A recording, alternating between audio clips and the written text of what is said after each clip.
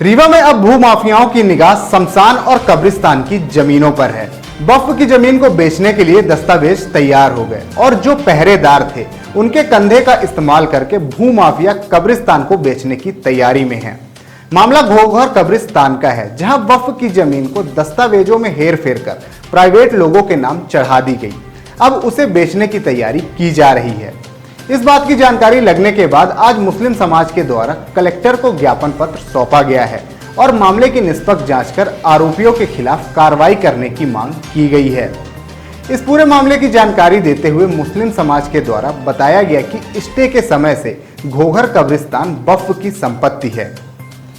यहाँ कब्रिस्तान की देखरेख के लिए सुभन शाह को रखा गया था, लेकिन समय बीतने के साथ साथ वहाँ एक बस्ती बस गई। अब इसी कब्रिस्तान पर कुछ भू माफियाओं की नजर है, जिन्होंने कब्रिस्तान में रहने वाले लोगों का इस्तेमाल करके भू माफिया जमीन बेचने की तैयारी कर चुके हैं।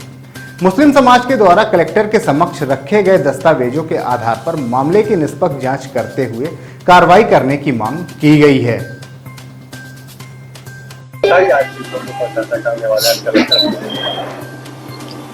बेसिकली आज हम लोग अवाम फाउंडेशन की सारी टीम हमारे माननीय जिला कलेक्टर महोदय के पास आए हुए थे और हालांकि कई दिनों से ये मुद्दे चल रहे हैं। जो जिला वक्फ बोर्ड की संपत्तियां हैं उनमें कुछ अवैध तरीके से कब्जा करना, उसको बिक्री करना, खरीदी करने की शिकायतें आई थी और उनके कुछ सबूत भी हमें तथ्य हाथ लगे हैं।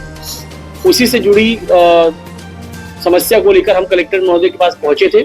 इनमें खसरों की जानकारी हमने दी और उनमें पहले भी हम गए थे, जिनमें सुधार हुआ और कार्रवाई हुई और सर्वे हुआ, जिसमें खसरों में त्रुटियां पाई गई थी, उसको सुधार किया गया। और पूर्व में जो सीमांकन का काम वहाँ के रिहायशी लोगों के द्वारा किया गया था, उसको निरस्त करने का काम तहसीलदार ऑफिस से ये किया गया था। अभी हाल फिलहाल एक दो रकबे और ऐसे हैं कब्रिस्तान से जुड़े हुए, जो कि वहाँ के लोगों के नाम पे चढ़े हुए हैं अवैध तरीके से, और उसमें अवैध तरीके से दुकानें भी दर्ज हैं, जबकि वर्तमान स्थिति में ऐसा कुछ भी नहीं है वहाँ पे। इन खसरों का नंबर मैं बताना चाहता हूँ, 148 नंबर खास है, जो कि 2 एकड़ जमीन है।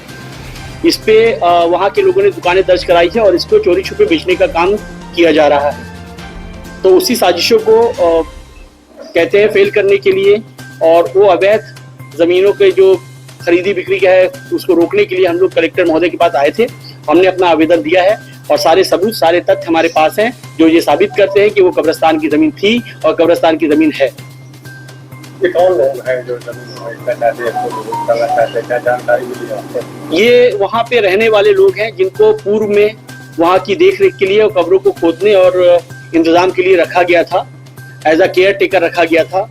और उसके बाद वो धीरे धीरे उन लोगों ने जमीनों के सर्वे होते गए, उन लोगों ने जमीनों में अपना नाम चढ़ाते गए वो लोग, और बीच में ऐसी कोई कार्रवाई नहीं हुई कि इसको करेक्शन किया जा सके।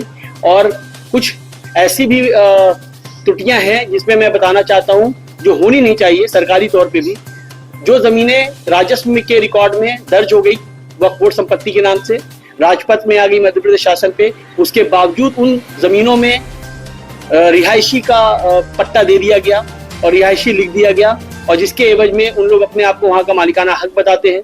जबकि वक्फ बोर्ड के जो नियम है, आप भी एक बार देखेंगे तो आपको समझ में आएगा। वक्फ बोर्ड की जो जमीन होती है, एक बार वक्फ कर दी गई तो वक्फ में ही रहती है, उसको किसी को अधिकार नहीं होता कि उसको हम परिवर्तित कर सके। और उसमें अगर किसी ने कब्जा किया हुआ है, चाहे वो 4 पुश्त का कब्जा हो या 5 पुश्तों का कब्जा हो, उसको तुरंत वहां से अतिक्रमणकारी समझ के हटाने का ये वक्फ बोर्ड में ये नियम है, प्रावधान। काफी समय से वो लोग वहाँ में रखा गया था, क्या मानते हैं कोई साजिश हो सकती है जमीन को बेचने के लिए या फिर?